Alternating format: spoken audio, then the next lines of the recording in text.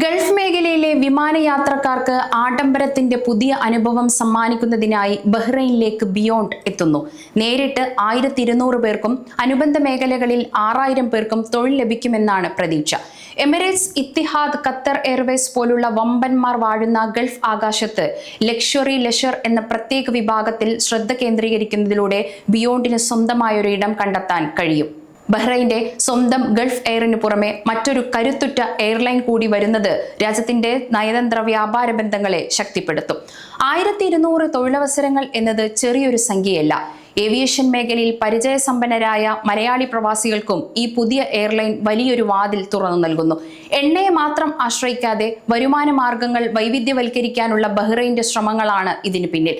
അതുകൊണ്ട് തന്നെ രാജ്യത്തിന്റെ GDP വളർച്ചയിൽ വ്യോമയാന മേഖലയുടെ പങ്ക് വർദ്ധിക്കും. UAE ഉൾപ്പെടെയുള്ള ഗൾഫ് രാജ്യങ്ങളിൽ ലക്ഷറി യാത്രക്കാർക്ക് വലിയ ഡിമാൻഡുള്ള സാഹചര്യത്തിലാണ് ബഹ്റൈന്റെ ഈ പുതിയ നീക്കം.